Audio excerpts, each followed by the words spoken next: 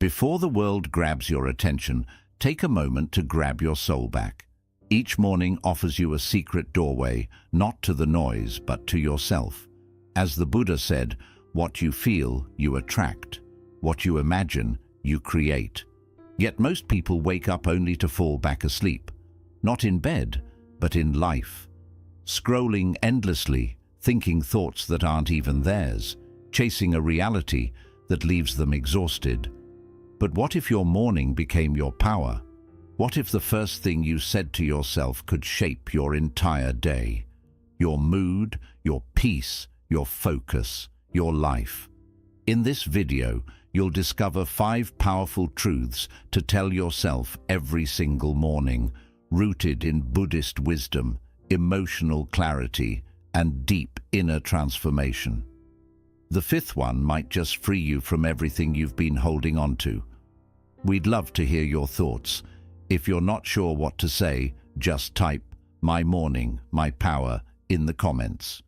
Before we begin, subscribe to Deep Wisdom, where every video is a doorway to calm, clarity, and timeless Buddhist insight you won't find anywhere else. 1. I am not my thoughts. I am the silence beneath them. Every morning the world rushes in before the sun fully rises. Thoughts start before our eyes even open. Worries from yesterday, expectations for today, fears for tomorrow. And most people suffer before they've even left the bed, not from pain in the body, but from the noise in the mind. There is a quiet storm that brews in our heads, and it steals our peace silently. But the first truth you must tell yourself each morning is this: I am not my thoughts. I am the silence beneath them. It sounds simple, but it holds the power to shift your entire day. You see, in Buddhist teachings, the mind is like a monkey, jumping from branch to branch, never still. But beyond the monkey's chaos is the sky. Vast, silent, undisturbed. That sky is your true self.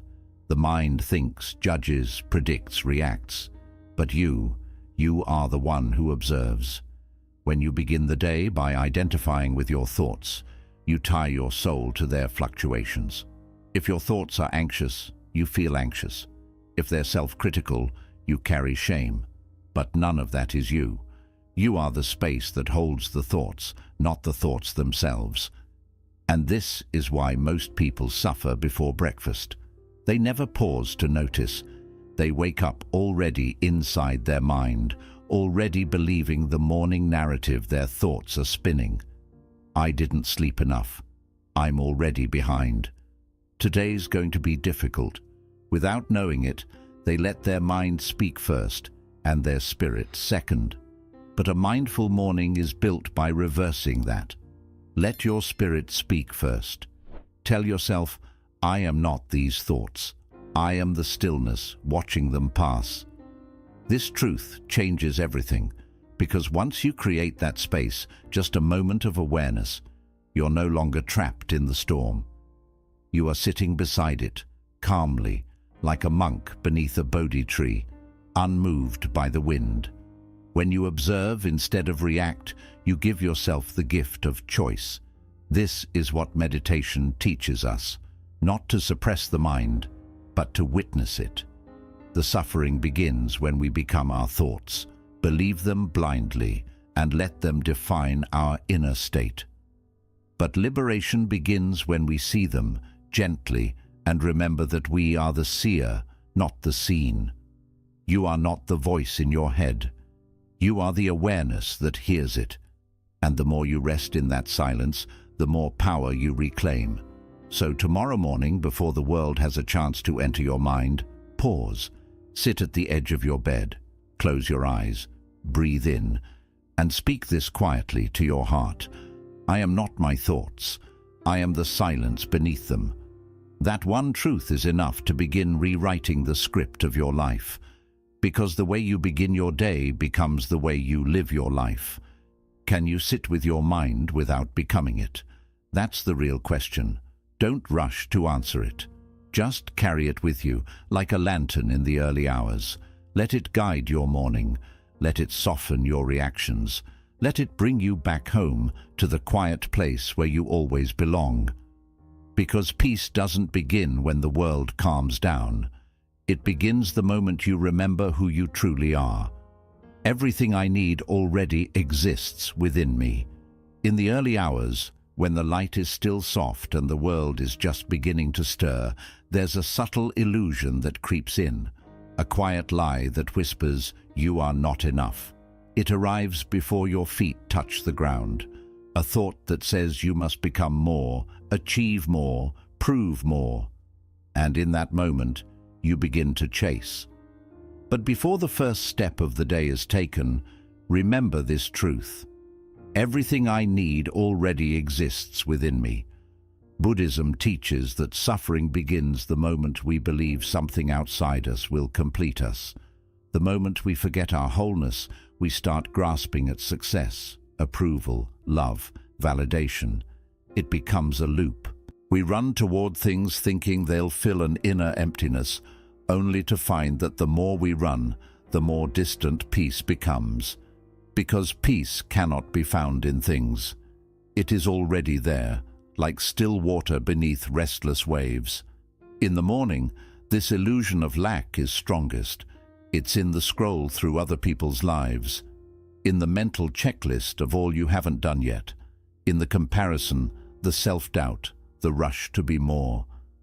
But when you pause and speak to yourself, everything I need is already here. You break the spell. You return to sufficiency. Not the sufficiency of ego, but the knowing of soul. The knowing that wisdom, strength, compassion, clarity all live within you, waiting to be remembered. Imagine a seed. From the outside, it looks small, insignificant. But within it lies the potential of an entire forest. You are that seed. And yet most people forget. They seek light outside without realizing the sun also rises within them. The more you rely on the world to tell you who you are, the more power you give away. But when you turn inward, you reclaim it. Letting go of the need for external validation is not about becoming indifferent. It's about becoming rooted. When you're rooted in your own enoughness, you walk through the world not as a beggar, but as a giver. You don't chase love, you embody it. You don't seek worth, you express it. So each morning, before the noise begins, return to this truth.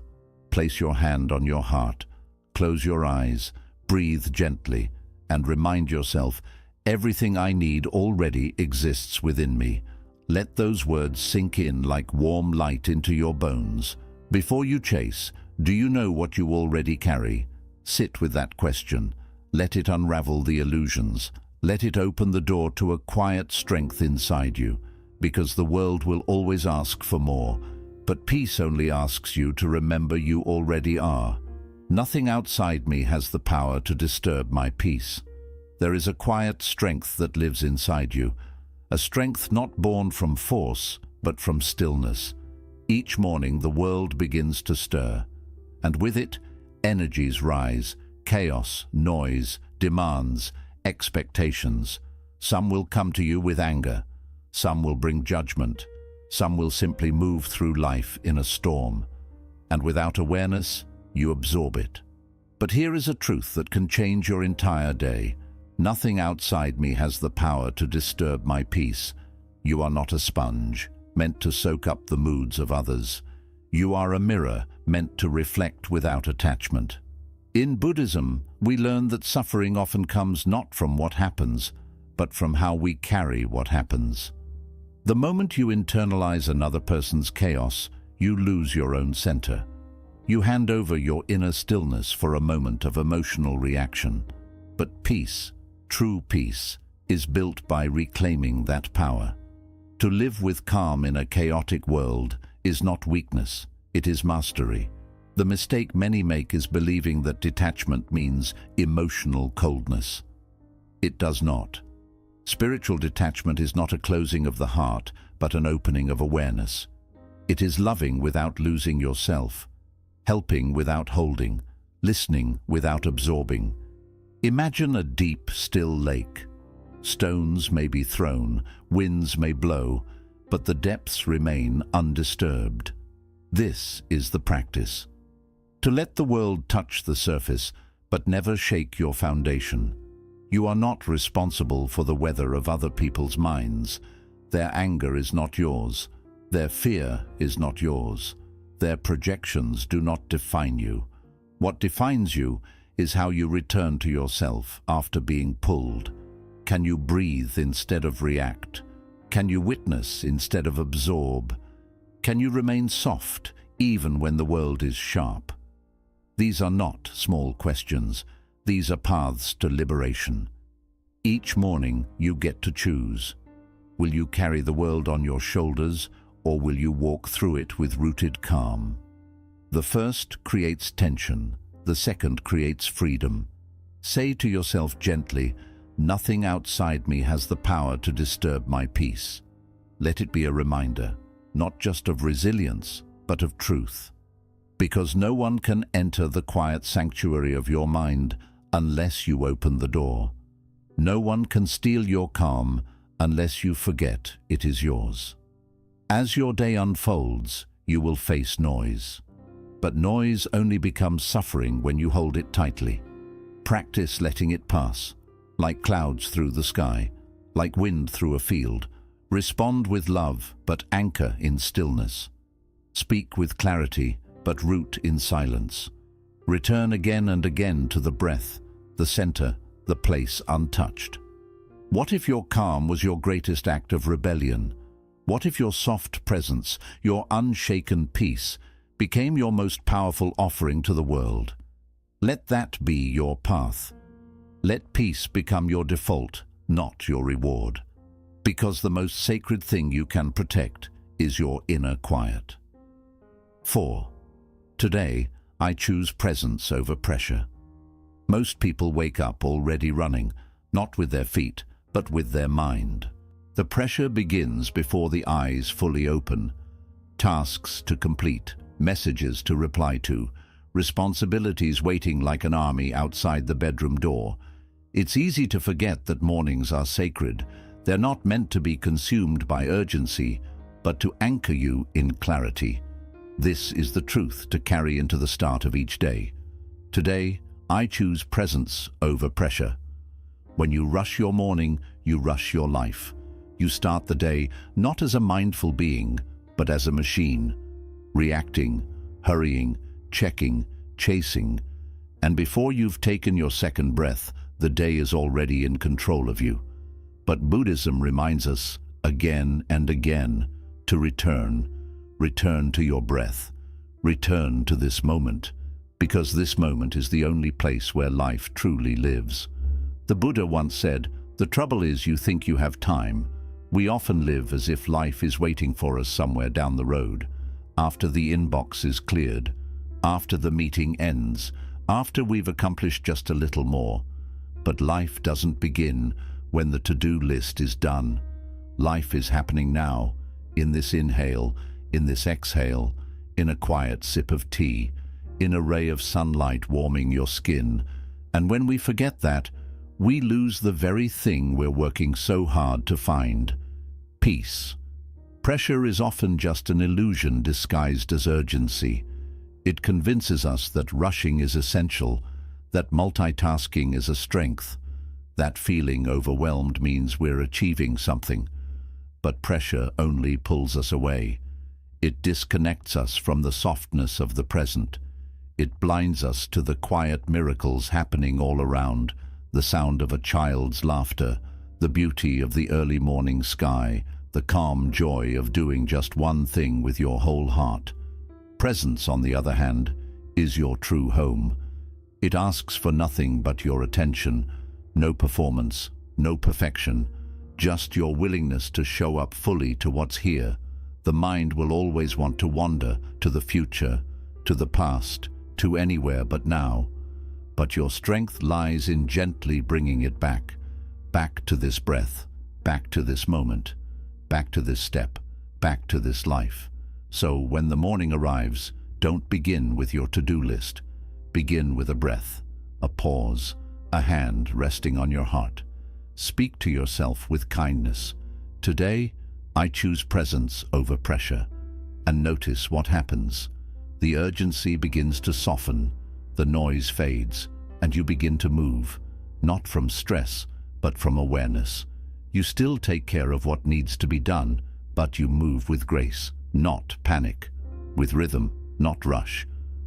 Ask yourself, am I truly living my life or just checking off my to-do list? This question is not a burden, it's a doorway, a gentle opening that invites you to step out of unconscious busyness and into conscious living. Let your mornings remind you of what really matters, not how much you accomplish, but how deeply you live. Because presence isn't just a practice, it's a way of returning to what's real, to what's sacred, to what's already here. 5. I am letting go so life can flow. Each morning gives you a quiet choice, to hold tight or to release. And most of us, without even noticing, start the day already clinging to plans, to expectations, to how we think things should unfold. Before the sun has even risen, the heart feels tangled, the mind already attached, the soul already tired. But here's a truth that can gently set you free. I am letting go so life can flow. Attachment is a quiet kind of prison. You may not see the bars, but you feel the weight, the need to control, the fear of change, to predict, to shape the day just right. This tight grip creates inner tension. Buddhism teaches that suffering begins where attachment takes root. The moment you say, "This must happen," you invite fear. The moment you say, "I can't let this go," you invite resistance. And resistance, no matter how well it hides, always brings stress to the heart. But life, like a river, was never meant to be forced. It was meant to be followed. Your plans, your hopes, your dreams, they matter, but they're not meant to become chains. When you cling too tightly to outcomes, you block what's trying to unfold. You miss the quiet beauty in things not going your way. Because sometimes life isn't punishing you, it's guiding you in a new direction. But to see that clearly, you have to loosen your grip. Letting go doesn't mean giving up. It means stepping into the flow, trusting a wisdom greater than your own. The bamboo bends with the wind, not because it's weak, but because it knows how to stay standing. You can learn that too, to bend, to trust, to let go. And in that surrender you don't lose your strength, you discover it. There is more power in the one who releases with grace than in the one who holds on out of fear. To start your day with the courage to let go is to welcome what life truly has for you, not just what you expected. So speak softly to your soul as the day begins. I release the need to control. I let go of how I thought things had to be. I allow life to lead me. Let these words be your compass. Let them create space in your chest. Let them bring you back to trust. Because here's the truth. The more you loosen your grip, the more your life begins to flow. Like breath, like water, like time. You begin to move with life instead of struggling against it. You respond instead of resist. You bend instead of break. You welcome what arrives and bless what leaves. If you let go of what you're clinging to, who might you become?